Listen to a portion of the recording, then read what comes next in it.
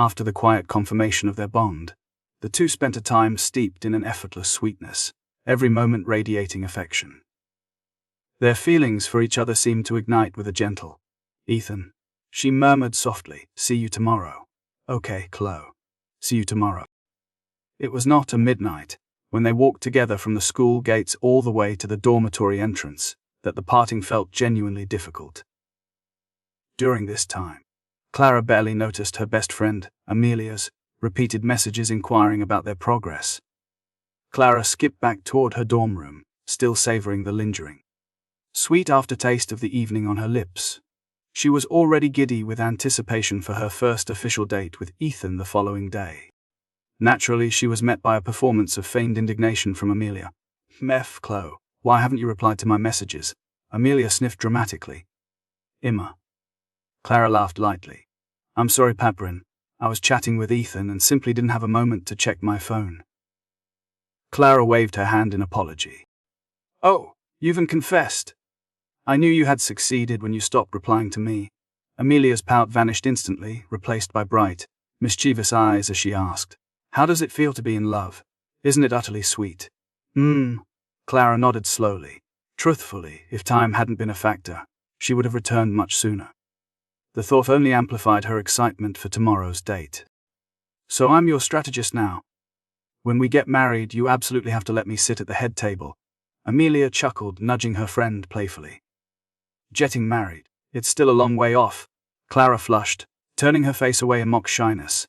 Amelia rolled her eyes dramatically. "Oh, now you're getting shy. Your cheeks are as red as a teapot." Recovering from the sudden flush of embarrassment, Clara bounced with renewed energy. "Piperine, come help me decide which outfit would be perfect for our date tomorrow." The next day, Ethan ascended to the second floor via the spiral staircase. "Brother, that you're up so late. Aren't you supposed to be cultivating this morning?" Liam asked, a look of genuine confusion clouding his face. As Ethan's roommate, he knew limitly a knowledge others did not share. Ethan was relentlessly dedicated. Every morning at 6 in the morning, without fail, he ran until his heart burned, followed by breakfast. The journey to the Crystal Spire Hall alone could easily consume 10 hours or more. If one spent the nights cultivating, their daily schedule would be swallowed whole. But today, it was already 9 in the morning. Forget a run, he could not even manage a proper morning cultivation session.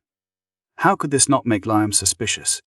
"I'm not going to cultivate anymore." Ethan smiled, his reply casual and easy. "I'm going shopping with Chloe." "Emma." "Chloe." Liam caught the key words like a lifeline. It seemed Everett had finally succeeded. His female admirers must be reeling during the 4 great schools freshman competition. Right? And those male students who harbored crushes on Clara were surely equally devastated. "When will my true love appear?" Liam muttered to himself, a pang of envious longing making him feel close to tears. After leaving the dormitory, Ethan arrived at the entrance of the building across the street. Clara was not the type of girl who kept her boyfriend waiting for hours just to apply makeup. A few minutes later, she emerged from the door. Ethan's eyes lit up instantly when he saw her pretty figure stepping into view. Clara had applied only light makeup, allowing her incredibly smooth long hair to cascade down her back like a curtain of silk. She wore a pure white dress that seemed impossibly delicate, accentuating a stunning silhouette. A small crossbody bag rested against her hip, complementing the graceful lines of her legs, visible beneath white socks and pristine sneakers. It was breathtaking, the embodiment of high school romance novels, the pursed form of white moonlight. Originally, Amelia had envisioned an outfit featuring black stockings, high heels, and a bodycon skirt, something guaranteed to make Ethan utterly infatuated. But standing before the mirror, considering all 3 options, Clara decisively shook her head. "It looks nice," she thought, "but it doesn't feel right for a date." She settled on this ensemble instead. "Is it pretty?" Meeting Ethan's intense gaze, Clara blinked her beautiful eyes, her face alight with a smile as warm and bright as spring. "Nice." Ethan nodded, his affirmation completely sincere. Faced with the earnestness in Ethan's expression, Clara was momentarily speechless. She cleared her throat twice before saying, "Let's go." "Good." Ethan nodded back. The two set off on foot. Before they had taken a few steps, their hands naturally brushed together and then settled into an easy clasp. They had held hands yesterday. There was no need for any pretense today. Wow, what a beautiful girl. It's a pity she's already taken. What a handsome guy. Oh, isn't that Ethan? And the girl next to him is his girlfriend. I am devastated. It's Ethan. He has a girlfriend now. Quickly take a picture and send it to my best friend so she stops thinking about him. She keeps nagging me about it every day. A handsome young man and a beautiful young woman walking together naturally drew the attention of every student on the roadside. With her high level of mental energy, Clara could clearly hear the whispers surrounding them. Hearing the comments, she smiled even wider. Instinctively, she linked her hand through Ethan's arm, resting it lightly against her chest, a silent, visible declaration. Are all girls in love this adorable? Seeing her, Ethan couldn't help but smile. My girlfriend is really cute. Soon the group arrived at the underground parking garage next to Grand Citadel Academy. Clara used her car key to unlock her red Ferrari. The two settled into the driver's and passenger seats, respectively. After leaving the subterranean garage, the roar of the engine filled the air. Their destination was the largest shopping mall in the vicinity, Grand Bazaar Plaza. The vibrant red Ferrari naturally drew the attention of many pedestrians who wondered what kind of person resided within. Soon they arrived at Grand Bazaar Plaza. After parking a nearby underground garage, they walked toward the main entrance. The build was magnificent, characterized by smooth, modern lines.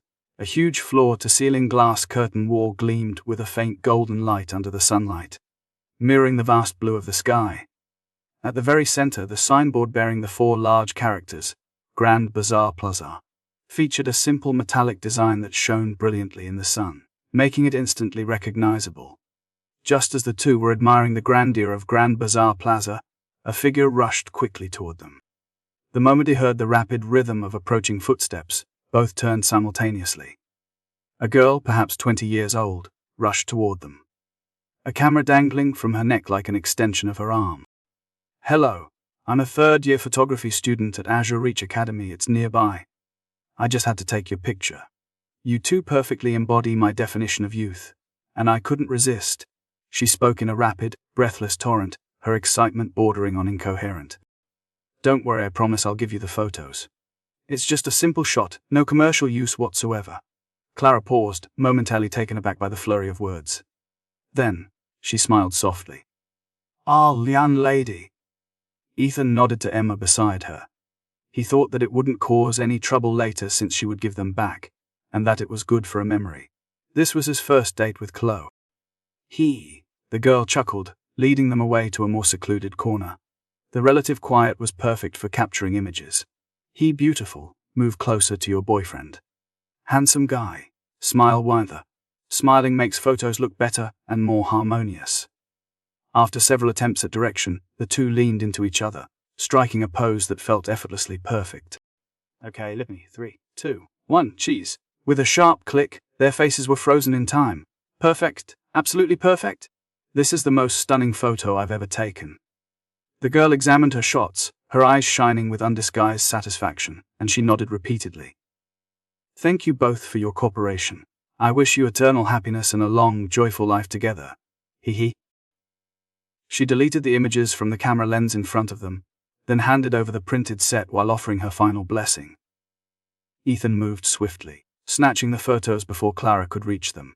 The girl waved goodbye, humming a little tune as she departed in a cheerful haze. Ethan, Clara called out, reaching for him with beautiful eyes filled with anticipation. I haven't seen it yet. Show me if my photo looks good. Ethan took the pictures, admiring them.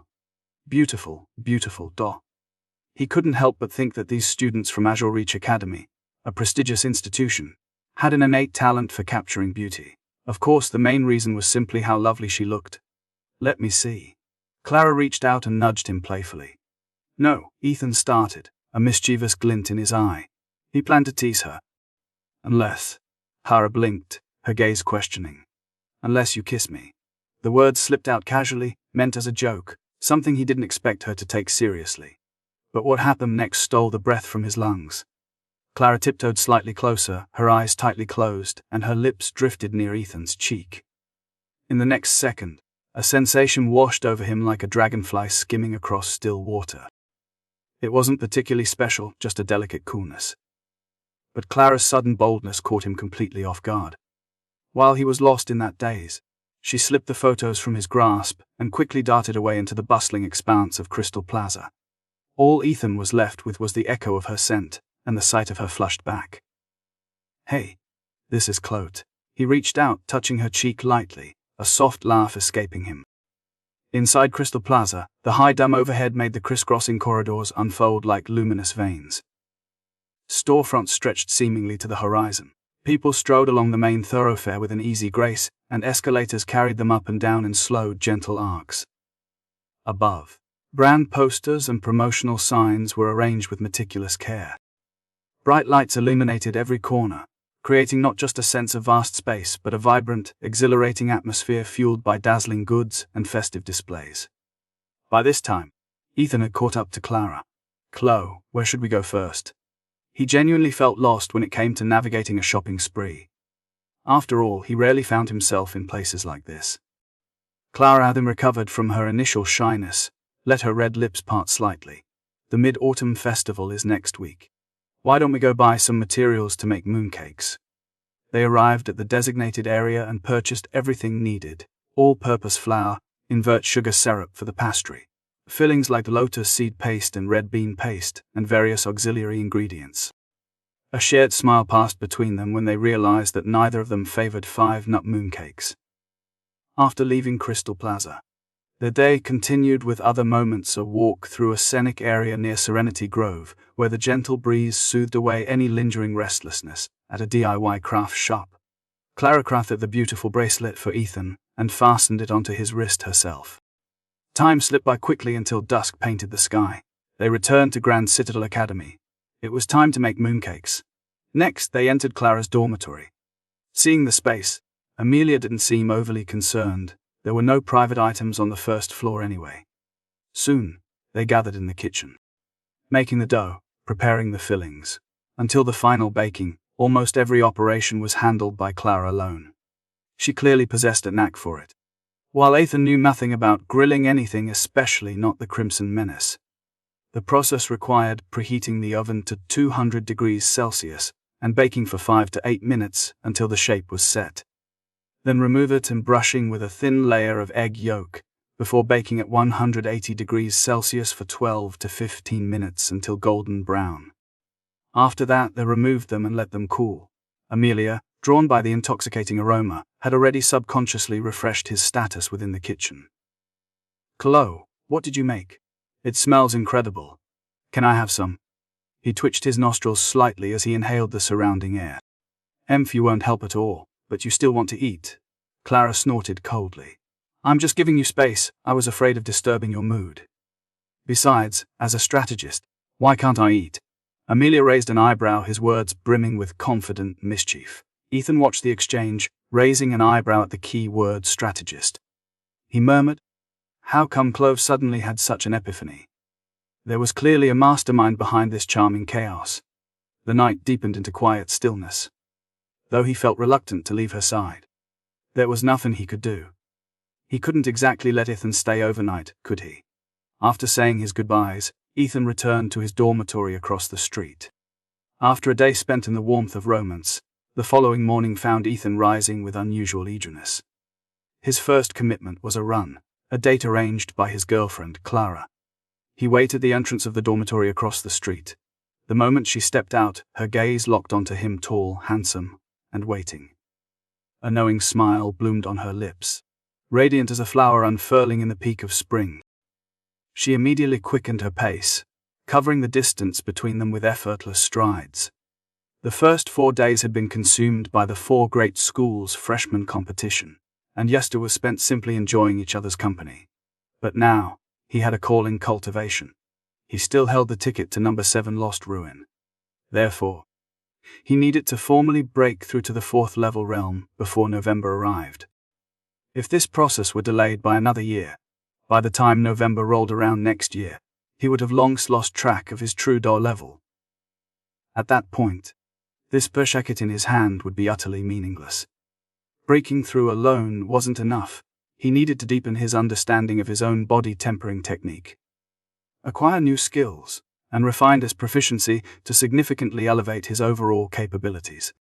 Clara, too, was no naive girl easily swayed by affection. She understood the gravity of Ethan's focus on cultivation. She was already deeply content simply sharing a day with him. Moreover, her own path demanded attention. He wouldn't ask for anything more than that. Inside the Crystal Spire Hall, in Class B cultivation room, the surrounding environment was steeped in ice and snow, saturated with an atmosphere so chilling it felt physical. The air itself hummed with a dense concentration of ice-type yuan energy. For any ordinary person to enter this space would be to tremble with primal fear. Within half a minute, their vital signs would simply cease. But for Ethan, the temperature was perfect. He sat cross-legged on the crystalline floor, turning over the blood-activating pill in his palm. How miraculous would the effects of Dao's blood-activating pill truly be? He murmured to himself. With a deep breath, he tilted his head back and swallowed the pill. Instantly, the blood within him reacted. It didn't just circulate. It began to boil. It truly lines up to its name, Ethan sighed softly. A blood-activating pill. It genuinely improves circulation. Seizing this moment, Ethan closed his eyes and guided himself through the key points of blood tempering as outlined in the Schwamming Ice Soul Bodhi. The infancy boiling torrent of blood met the abundant ice-type yuan energy within him, allowing the cold energy to gradually wash away the impurities.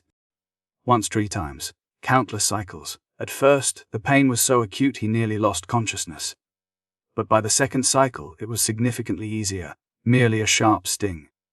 The third time brought even more relief. Not only did the stinging sensation vanish, but a profound sense of comfort bloomed in its place.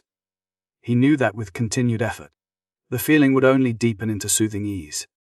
Thus, with the ice-type yuan energy repeatedly purifying his boiling blood, Ethan's ability to temper his own lifeblood improved at an astonishing rate. The third night, a week is often cited as the standard for an Esper, but for a talent like him, the required time was far shorter.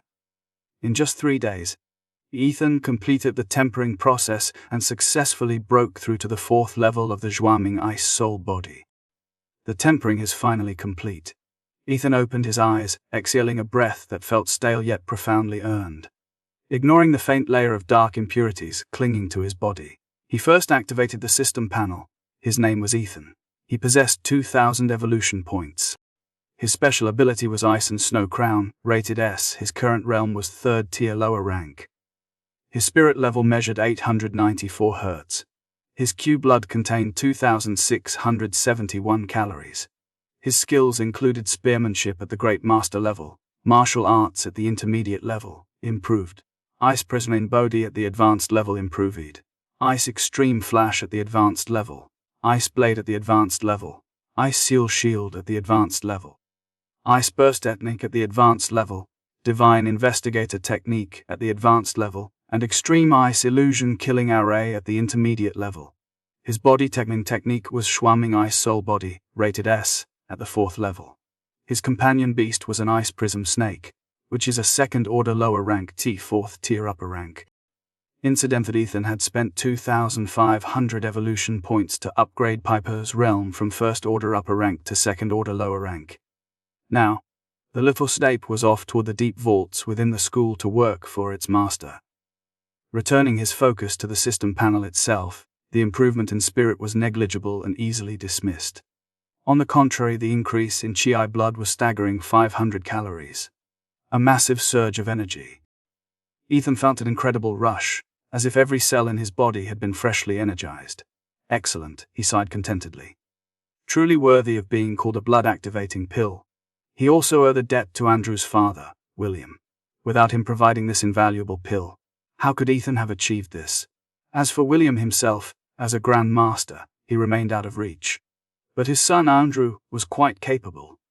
He vowed that the next time he had the chance to meet him, he would offer his proper thanks. As these thoughts drifted, a familiar rumble echoed in his stomach. "Sigh, I'm getting hungry. I should leave." Ethan sat up straight, dressed, and left the Class B cultivation room. "Wow. You've been inside for so long I almost thought something had happened to you. To be able to stay in here for this duration, your improvement must be immense, right?" The staff member who knew Ethan's history widened his eyes and spoke with reverence. "Emma." While the cultivation room was unparalleled, Its unprecedentedly rich source energy meant one shouldn't linger too long, or the body might not withstand it. Not at all, Ethan replied humbly. It was only a minor achievement. Next, Ethan paid his fee. Upon seeing -90% displayed on the screen, the staff member's eyes widened further. What level of privilege does that require? The man was utterly astonished, yet also deeply moved.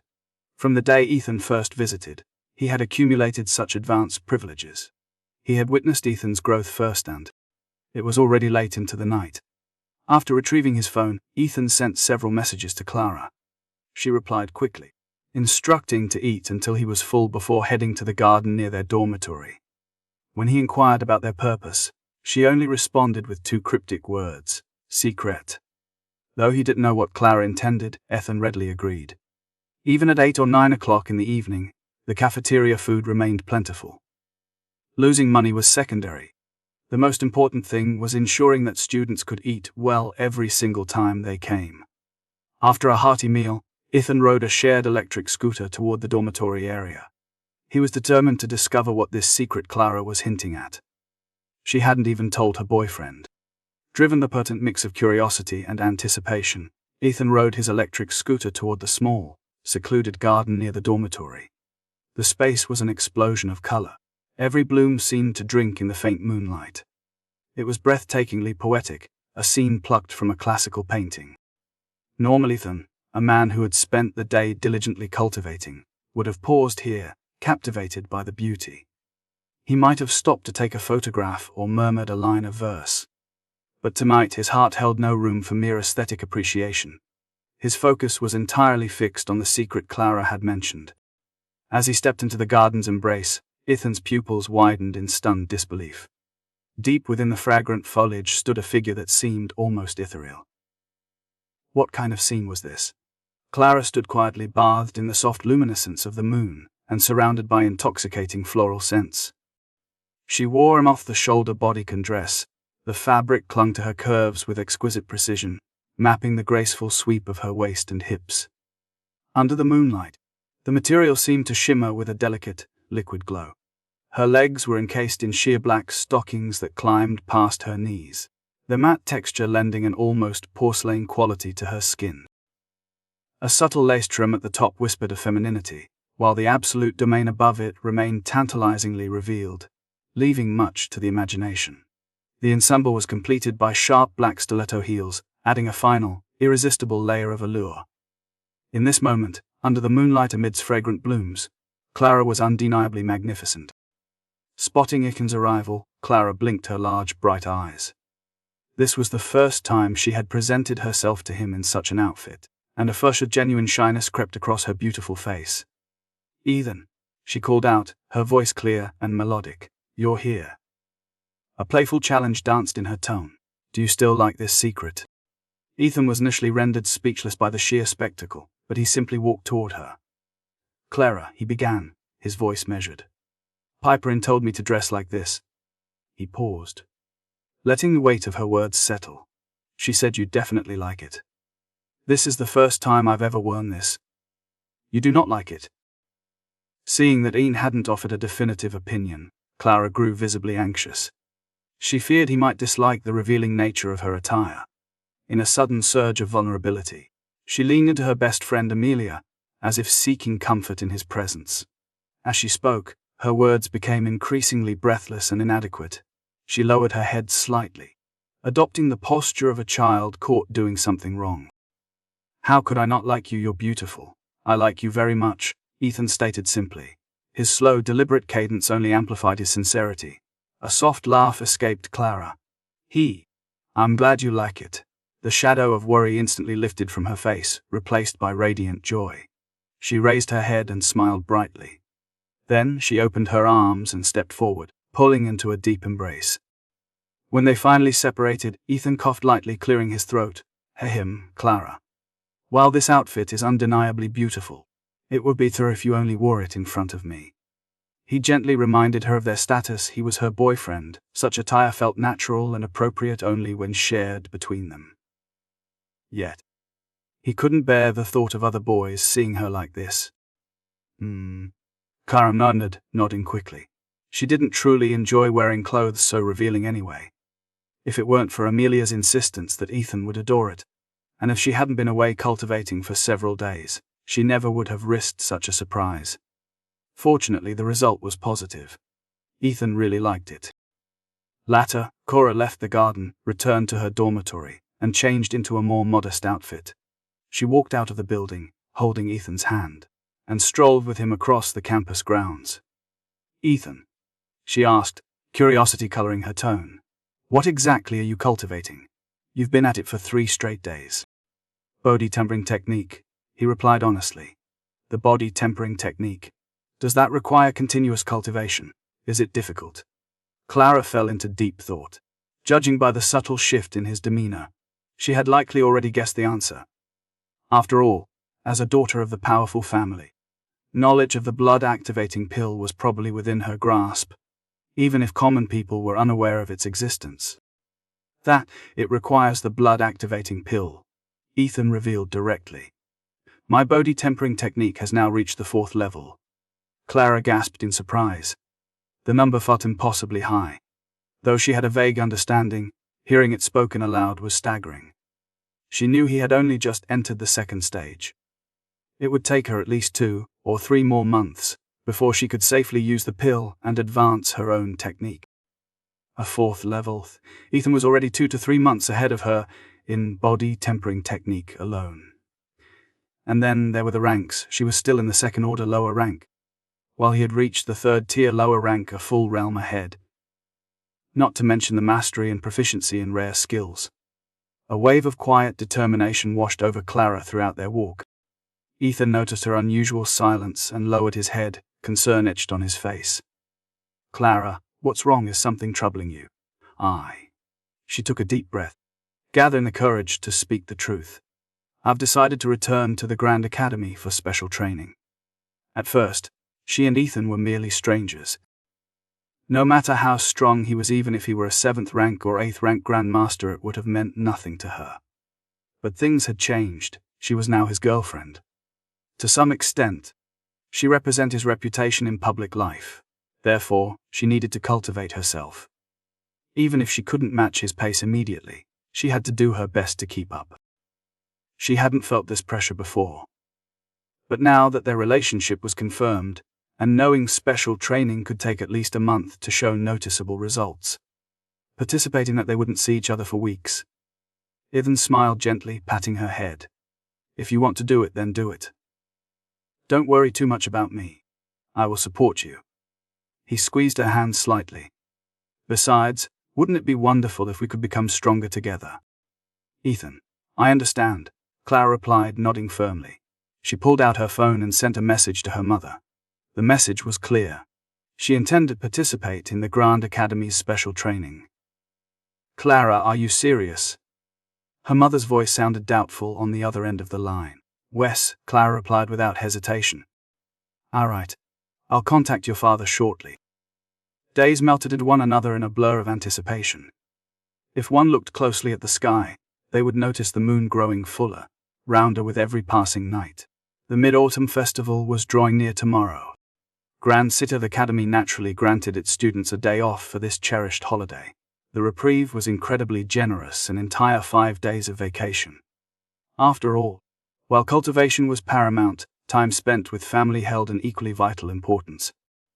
Besides, those truly determined to grow stronger would not let the holidays lull them into complacency. Grand Citadel Rail Station. "Look at that car. Is that the legendary Mercedes? I'm more interested in the driver's seat. There appears to be a beautiful woman inside a rich Harris." He "Stop daydreaming, I see it. Judging by the silhouette, there is very likely a man in the passenger seat." A sleek black Mercedes glided toward the station, sparking immediate whispers and glances from passers-by. This particular Mercedes, valued at over 10 million Blue Star coins, was merely another exquisite machine in Clara's vast collection of sports cars. She had simply grown tired of driving the Ferrari and switched to something new. "A yuan, we've arrived. Get off the bus." The Mercedes finally pulled up to the Grand Citadel rail station. "Clara, softly, Emma." Ethan raised an eyebrow, a mischievous curve forming on his lips. "Emma, Hearing that whisper, Clara's pretty face flushed faintly, of course. She understood the meaning behind Ethan's tone. She quickly activated the car's stealth mode. In an instant, the Mercedes was enveloped in a curtain of black mist, obscuring everything inside. Not even a rough outline was visible to the outside world. After all, if anyone saw her like this, she would be mortified. Then, she leaned forward and pressed a kiss onto Ethan that was anything but light. "Okay? Is it done yet?" Clara pulled back, gently gathering her hair, and whispered, "Emma. You tried to rid of me the first time, but now you're trying again." Ethan smiled, reaching out to wrap his arm around Clara's slender waist. Clara immediately understood his intent.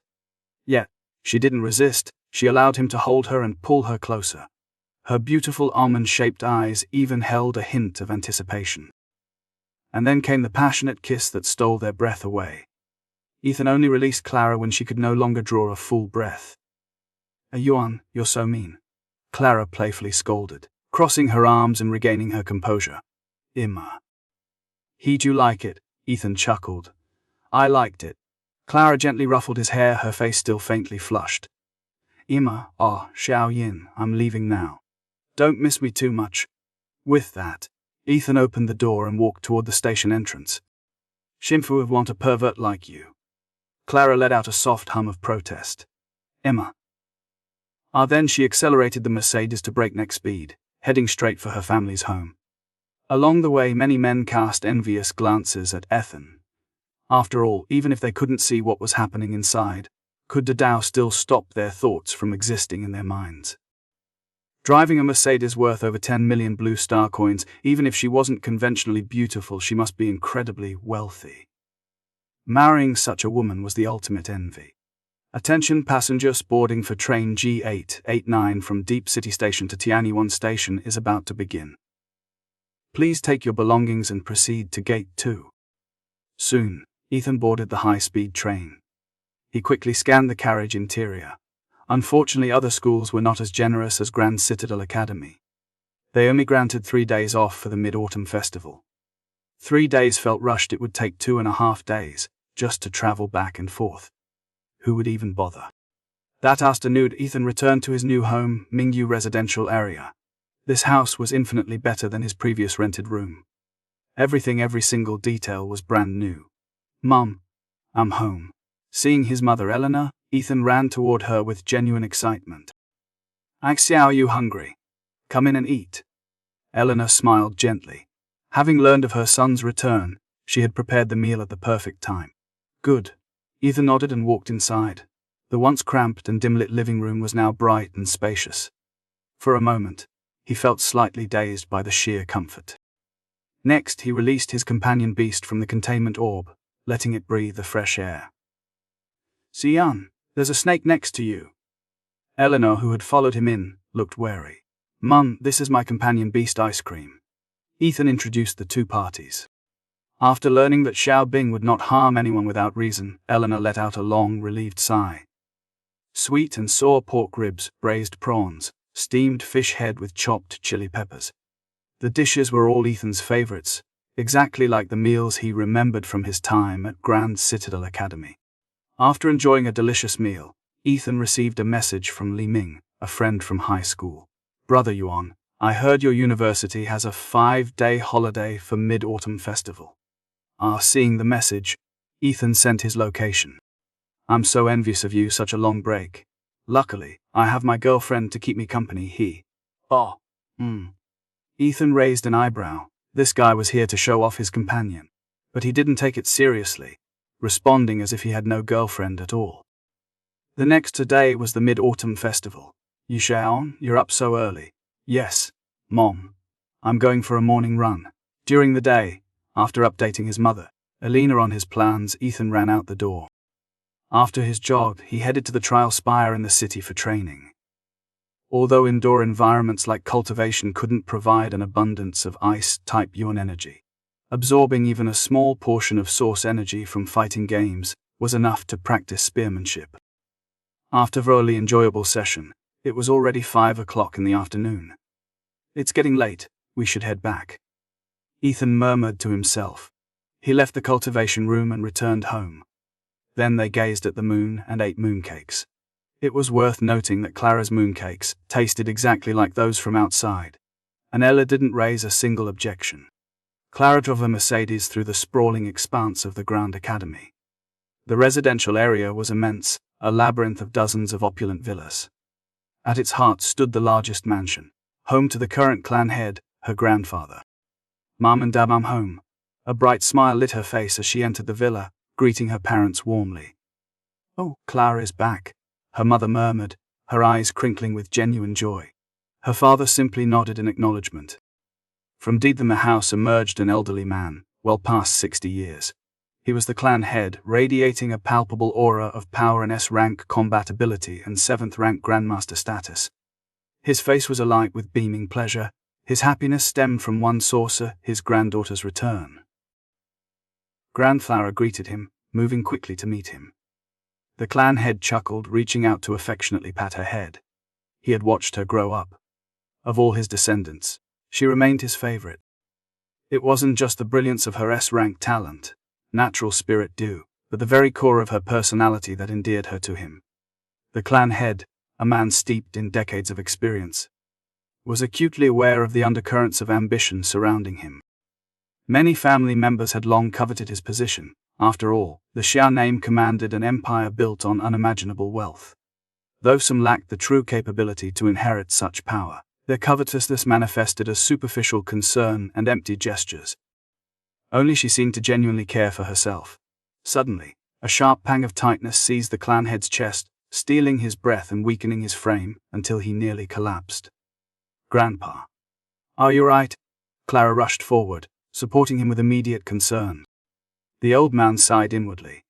In recent years, his health had been steadily declining, a lingering scar from a past clash during the family's expansion against rival clans.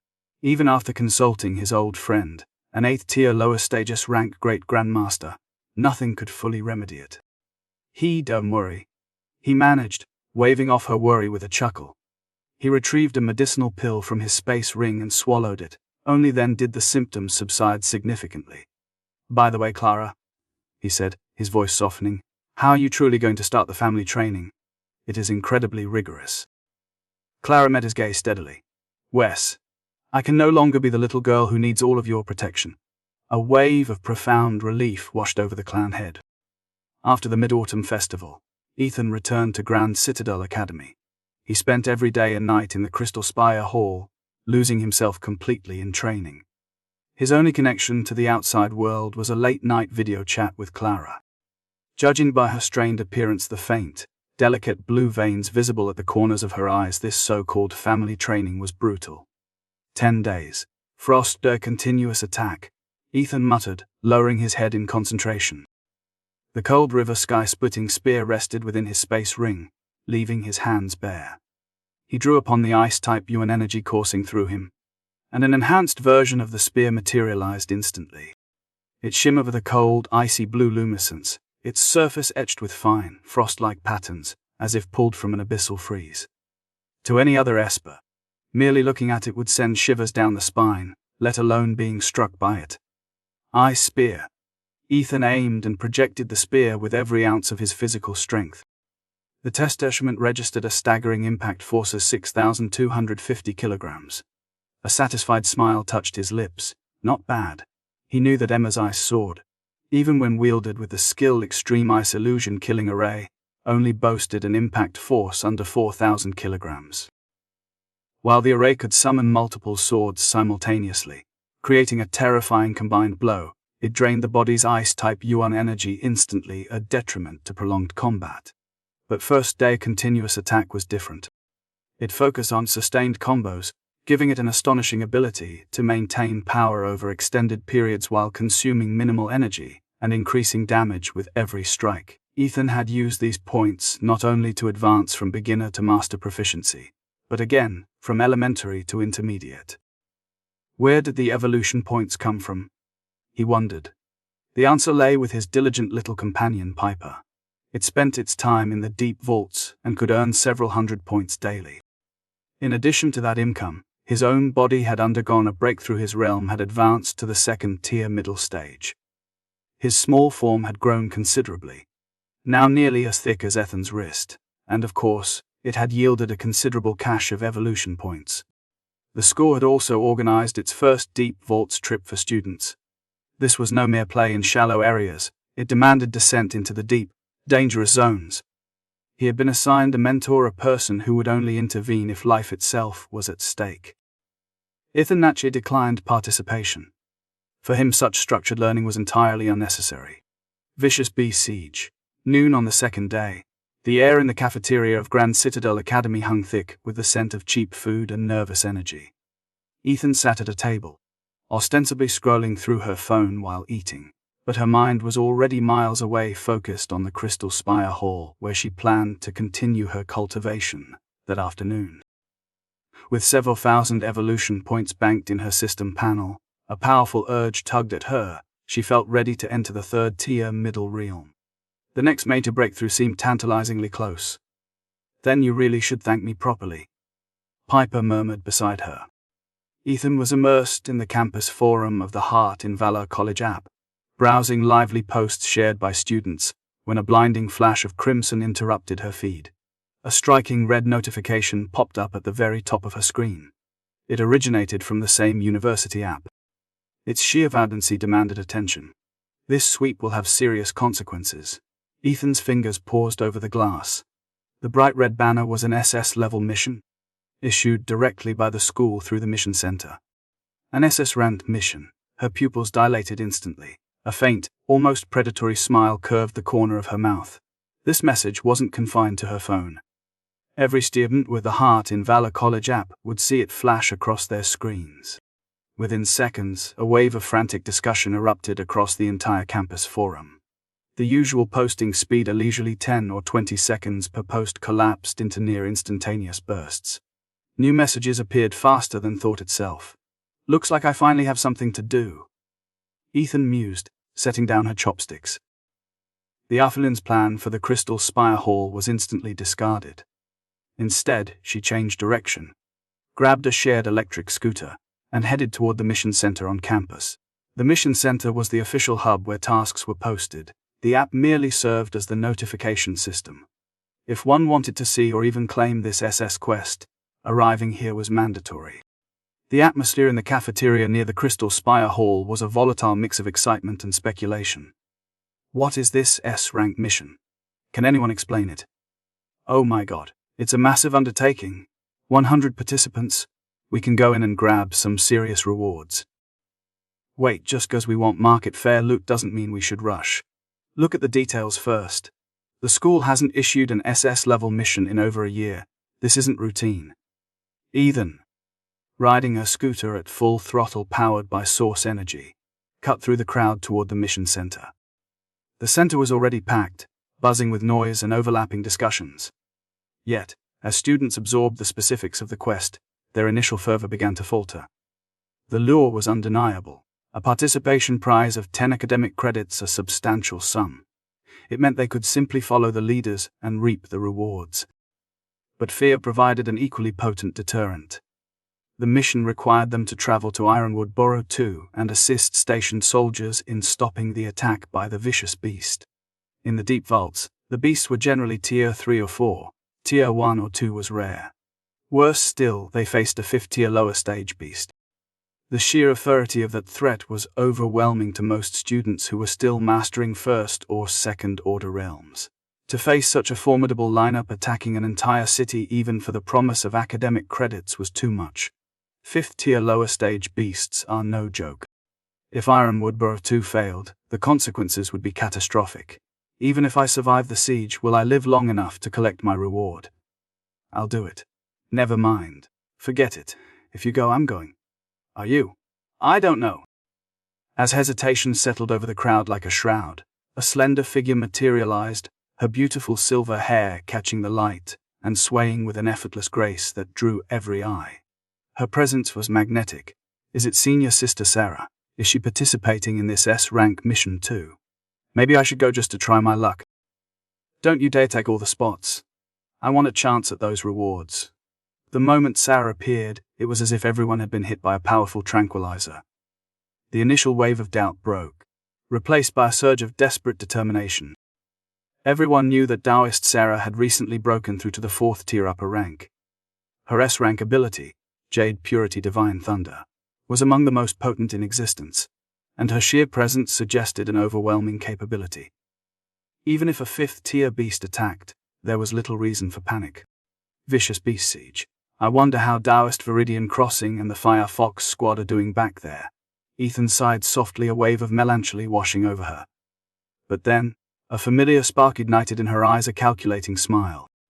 With the vicious beasts launching such a massive attack, this was an unparalleled opportunity to gather evolution points. It meant she was one step closer to reaching the 4th level of Realm and finally accessing the No. 7 Lost Ruin. Unfortunately, Ethan found herself pushed toward the edge of the crowd.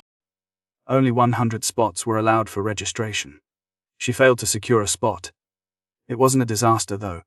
The participation fee was only 20 academic credits, twice the prize money. She simply spotted another student who looked equally desperate for the cash and quickly transferred her task slot. The other party accepted the transfer with equal speed. The vicious beast was besieging the city. While there were no obvious frontal assaults yet, the small-scale skirmishes meant the situation remained critically urgent. As soon as the 100 participants were confirmed, the gathering began. After a quick headcount, the group boarded 2 university buses bearing the Grand Citadel Academy logo.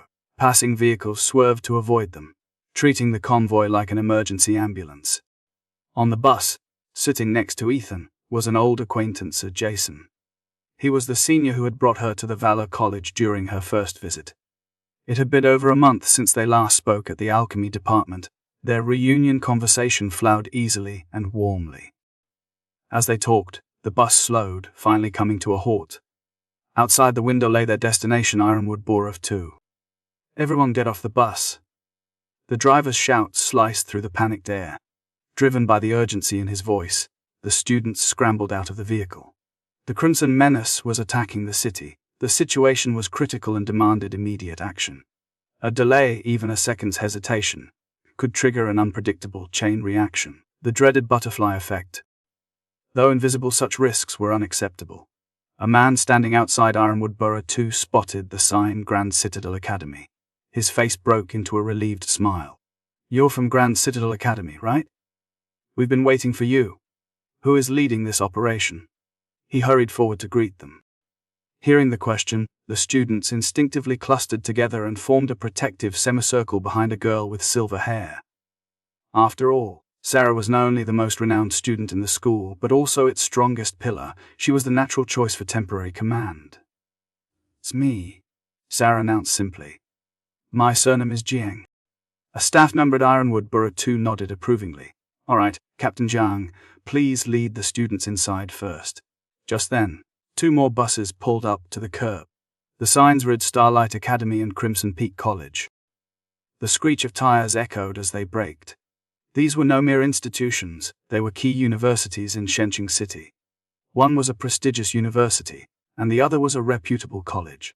Ethan knew them well from his high school days, when his homeroom teacher had plastered maps across the classroom walls, marking every major university in the country to motivate their students.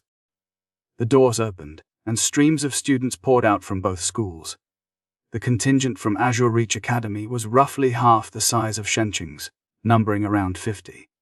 Crimson Peak College brought fewer, about 30 souls. Naturally, the rewards for this mission would vary, distributed by Ironwood Borer 3, reflecting each school's unique strength. "Since you're all here, that's perfect. Come on in." The coordinator waved them forward. Several student leaders exchanged nods and began guiding their peers into the facility. Following the flow of people inside, Ethan's gaze swept over the scene. On a nearby table lay scattered sunflower seeds and peanuts, next to a teacup that still emitted wisps of steam freshly brewed, perhaps. Playing cards were also strewn across the surface. The suddenness of the attack had forced all the leisurely socialites here to abandon their routines. They had rushed home for refuge, fearing they might be caught in the crossfire. As they burst deeper into the complex, they reached the entrance to the deep vault's passage. The students lined up and passed through, emerging into Ironwood Borer 2. The current threat was localized, a small-scale skirmish. Looking down the stairs toward the city wall, there were almost no signs of the Crimson Menace's passage.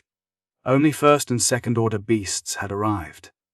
While their numbers might reach hundreds, even thousands, their physical forms were weak. They could all be neutralized remotely with firearms. Junior, what is wrong? Just as Jason and Ethan exchanged light banter, Ethan suddenly looked back over his shoulder. The movement caught Jason's attention, prompting a look of curiosity. No, Ethan murmured, waving a dismissive hand. Yet even as he thought this, a creeping doubt took hold. He felt the distinct pressure of two pairs of eyes fixed upon him. It was no illusion. Two people were watching Ethan with intense focus. A student from Starlight Academy watched him. His awakening was an A-level ice-type ability. He had ranked among the top 100 in his province during the college entrance examination and successfully gained entry to the prestigious university, Azure Reach Academy. He even achieved 7th place in Azure Reach's freshman competition. But things were far more complicated than that. 2 weeks ago, he had felt an icy surge erupt within him, a power no amount of suppression or absorption could quell. The resulting pain sent him into unconsciousness. When he awoke, he was stunned to find his superpower had mutated. It hadn't just improved, it had leaped an entire rank from A-level ice-type ability straight to S-rank ice elemental ability. Such a phenomenon was astronomically rare. In the entire history of Earth, only one person had ever experienced it. At first, he had undergone 2 consecutive mutations, skyrocketing directly from a rank to SS rank. But this luck came with profound misfortune. He was born in the chaotic continent of Africa, and into the lowest social strata. Before he could even grow up, he had been assassinated by another hand. Back here, Sheng already knew that within all of Aethelgard Empire, there was only one student this year possessing an S-level ice element skill. That student's name was Ethan, and his chosen school was Grand Citadel Academy. He had long heard whispers of Ethan's exceptional performance at the university, but seeing it firsthand was another matter entirely. Now, half a month later, Sheng found himself genuinely anticipating Ethan's performance in this Crimson Menace siege mission. Du Chen, the champion of the previous Grand Citadel Academy freshman competition, he had also signed up for this mission. Last year, 4 great schools' freshman competition saw Shenqing ranked near the bottom due to poor leadership and arrogance. It hadn't been a major concern then. But since Ethan joined the school, Du Chen's performance had become increasingly outstanding, winning the competition with absolute strength, leading his team to first place in the 4 great schools event. Everything had changed. Many students compared him unfavorably to Ethan behind his back. Though he hadn't spoken the words aloud, Du Chen was acutely aware of those whispers, and they fueled a deep-seated resentment within him. It seemed the world was vast and peculiar. Some people's personalities were simply baffling. He blamed every perceived failure on Ethan. Ethan, Du Chen murmured to the tall figure not far away, narrowing his eyes as if plotting something unseen. After this mission, wait for my challenge.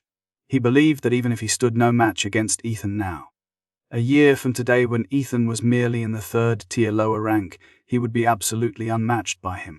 Du Chen felt a surge of triumphant pleasure with every thought he entertained. A restless, almost predatory desire coiled in his gut. With this dangerous intent fueling him, he stepped forward, closing the distance until he stood directly behind Ethan. Ethan heard the measured cadence of Du Chen's footsteps and turned his head slowly, meeting the gaze that held a fierce, challenging glint. I see you walking toward me. Du Chen drawled, his voice dripping with false casualness. Ara's champion.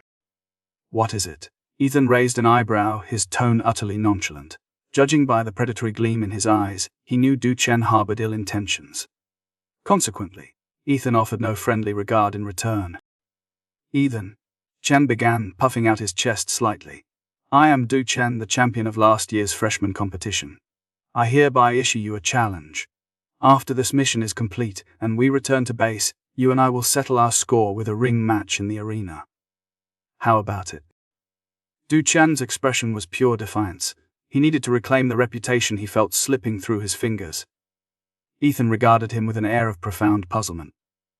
After this mission concludes, he plans to venture back into the deep vaults to gather more evolution points. Would he accept a challenge from Du Chen, last year's champion? A hollow laugh escaped him. He had absolutely no interest. Besides wasting valuable time, Ethan could not conceive of any other use for it. At this dismissal, Du Chen punched his fists so tightly that the sound of cracking knuckles echoed sharply. Just then, the sudden commotion drew the attention of a cluster of students nearby. All heads turned toward them, curiosity etched across their faces. "Aren't you afraid?" Du Chen sneered, deliberately adopting an exaggeratedly arrogant and irritating demeanor. He spread his hands in a theatrical gesture, letting out a mocking sigh. "I never thought that our invincible Captain Ethan would actually have a day when he was scared." "Ha!" At this point, many students had gathered, sparking considerable whispers and discussion. Du Chen still could not fathom how Ethan could possibly disagree with him. Suddenly, a clear, cold voice got through the air. "Don't forget. It is mission time. You can discuss your personal grievances when you get back." The speaker was none other than Sarah. "Emph got lucky this time," Du Chen snorted, his bravado deflating instantly upon hearing her voice. He spun on his heel and stalked away. "Senior Sister Sarah," Ethan called out, a genuine note of gratitude in his tone. "Thank you for helping me." Du Chen's presence buzzed in his ears like an irritating fly. While it wouldn't make Ethan impulsively accept the challenge and waste his own time, the entire exchange had been unnecessarily troublesome. "No need to be a guest," Sarah said, her gaze steady. More importantly, be careful." After all, in Sarah's eyes, Ethan was the only student at Grand Citadel Academy whose potential surpassed even her own. She could not bear for him to suffer serious injury, or worse, death during the mission due to his reckless impulsiveness. He risked his future. Ethan nodded slightly, accepting her concern. But some of the observing students saw it differently. This was monumental news. The aloof, untouchable senior student, Sarah, had not only rescued Ethan from a predicament, but had also openly displayed concern for his safety. Yet, they dared only to sigh in their hearts, never daring to voice such opinions on the campus forum. If Sarah found out, given her abilities and prestige at the school, they were bound to face severe consequences. "I think this might be related to you winning the 4 great schools freshman competition," Jason speculated quietly after Du Chen departed. "I guess he's feeling a bit resentful." "I actually got myself into trouble with flies," Ethan murmured, running a hand through his hair, a pang of melancholy hitting him. "If only I possessed Sarah's strength," he thought bitterly. "I reckon I could have simply given Du Chen a look, and he would have fled with his tail between his legs." "Everyone, prepare yourselves." Sarah held up a specially crafted telescope, her gaze fixed on the distant horizon. As expected, after she finished speaking, everyone standing on the city wall felt a subtle tremor beneath their feet. Then, a black line appeared in the distance. Shadowed purple-toothed snakes, unicorn rhinoceroses. A massive, dark tide of the Crimson Menace rushed toward them with terrifying speed. As it approached, the black line solidified into an ominous, churning surface like dark clouds looming over the city, threatening to crush all life beneath. Everyone stared wide-eyed at the approaching nightmare. Blazing flame tigers, giant gale mantises, cold lions. Behind these hundreds of Tier 1 and Tier 2, the Crimson Menace were followed by almost 23rd tier fierce beasts. "Do not leave the city for now," Sarah commanded, her voice calm and authoritative. "Those who have mastered ranged attack skills, use them to strike directly. Those without such abilities, move over there and retrieve weapons. If you are unfamiliar with firearms, stand by the city wall and prevent the Crimson Menace from breaching our defenses." Her crisp voice, combined with her cool and composed demeanor, was utterly captivating. This command only rallied students from Grand Citadel Academy, but also those from 2 other universities present. "I did it all." Within minutes, the tide of Crimson Menace had reached the city gates. This was their window, the perfect moment to strike. Many students unleashed their skills. Flames erupted, lightning cracked, and gales swept through the air. Various bursts of power were launched in a coordinated assault, instantly reducing the front-line ranks of Tier 1 the Crimson Menace by more than half. Ice Blade. Ice Blade. Ethan was frantically channeling his rank skill, Ice Blade. A vast expanse of crystalline ice, like a sudden blizzard, surged toward the oncoming swarm. Ethan's source energy levels were now significantly higher than before. He could sustain Ice Blade continuously for 10 minutes. He alone formed an output line. This display sent a massive shockwave through the other students standing near him, leaving them momentarily stunned. Even Jason, who was already a senior college student, felt a sharp pang of inadequacy. The sheer magnitude of source energy in Ethan's body was nothing short of terrifying. At the same time, Ethan continued to receive system notifications detailing his kills, including the second-order lower rank the Crimson Menace, Purple-Toothed Snake, granting 130 evolution points, and the second-tier middle stage the Crimson Menace, Shadow Cat, granting 400 evolution points. Soon even the other fierce beasts began their advance. Ethan had just pulled an energy potion from his backpack, intending to restore his source energy and unleash Extreme Ice Illusion Killing Array to secure a massive haul of evolution points, when lightning ball bombardment, tearing through the wind, a water well is pressing down. The leaders of the three schools acted simultaneously. They struck with devastating force, eliminating most of the third-tier beasts a step ahead of Ethan's plan. Fortunately, some remnants remained. Ethan quickly collected these last creatures, securing a total of 17,000 evolution points.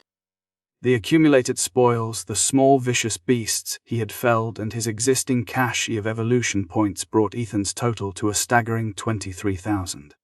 To prepare to the inevitable onslaught of higher-ranked monsters, he poured these points into upgrading his SS rank skill, Extreme Ice Illusion Killing Array. 23,000 points were enough not only to refine his formidable array, but also to propel him from the third-tier lower realm into the solid ground of the third-tier middle realm. Yet, Ethan did not immediately break through. The process required a deep and volatile calm for the ice-type Yun energy boiling within his core. Based on past experience, such refinement demanded at least 2 hours. Time slipped away in measured intervals.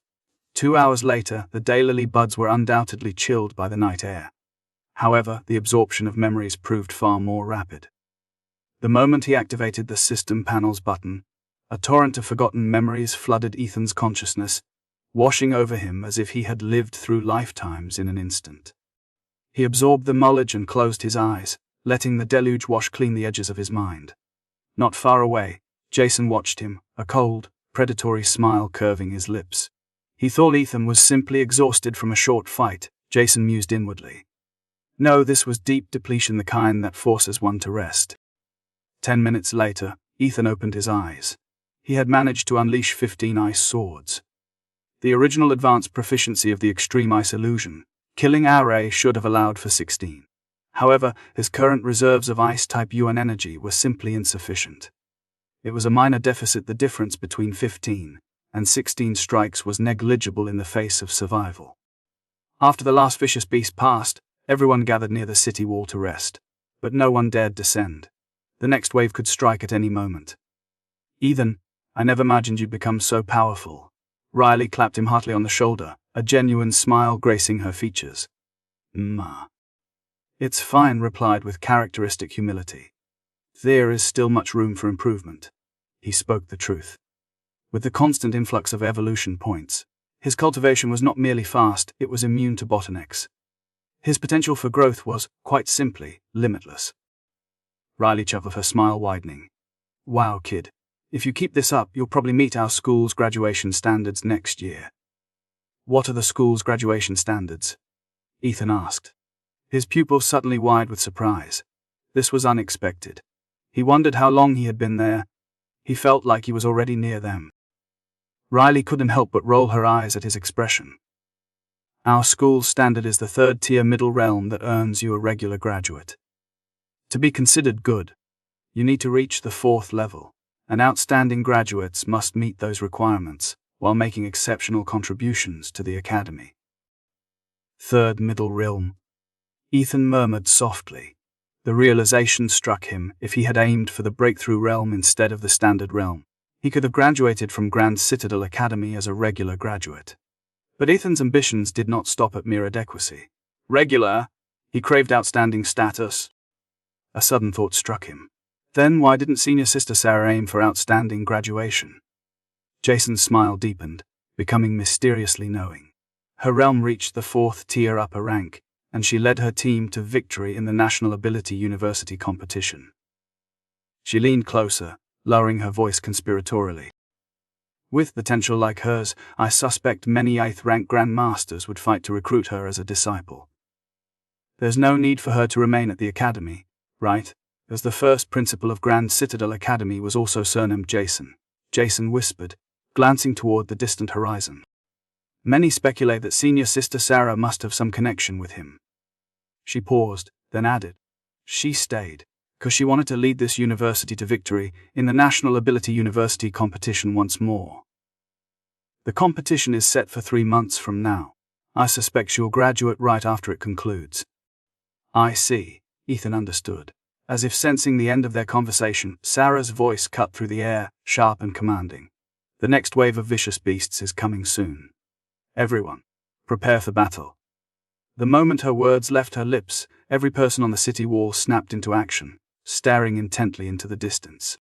A tremendous, guttural roar echoed across the plains. A palpable chill ran down everyone's spine, their bodies involuntarily tensed and trembled. What followed was not just a sound, but a tide. Nearly 1,000 vicious beasts. Their combined weight must have been thousands of tons, causing the very ground beneath them to shudder, as if struck by an earthquake. Many struggled simply to maintain their footing, some teetering dangerously close to the edge. The consequences of falling from this height were brutally predictable. They would be crushed into nothingness by the ensuing horde. The vicious beast army slowly advanced toward the city walls. Let's do as Sarah commanded. In the next instant, a storm of attacks swept toward the oncoming tide. These beasts with bloodshot eyes had lost all semblance of reason. Only their most primal, desperate urges remained. They disregarded self-preservation, ramming themselves against the walls of Ironwood Borough 2. Fortunately, the initial impact from the first and second-tier monsters was manageable. Despite multiple crushing blows, the ancient stone of Obsidian Keep held, showing no visible cracks. Just when everyone began to believe they could easily repel the beast tide again, the next few creatures that appeared caused every person's pupils to dilate in shock. A thunderclap tiger and a silver-grey skarmory. Both were beasts of considerable renown among the Fourth Order monsters. The thunderclap tiger was infused with immense amounts of wind-type source energy, and a volatile element of pure thunder, a combination that granted it terrifying, explosive speed. The silver-grey skarmory, meanwhile, possessed significant reserves of gold-type and wind-type source energy. While its movement might be slightly slower, its defensive capabilities were utterly formidable, evident in the seamless shell of silver-grey armor that covered every inch of its body. What was striking about both creatures, and indeed all vicious beasts, was their ability to channel 2 distinct types of source energy within a single frame. This was one of the fundamental differences between them and humanity. Scientific research suggested that this unique biological structure allowed for diverse energy containment. However, it did not mean superior combat strength. Since the total amount of source energy remained constant, their raw power output would not be magically enhanced.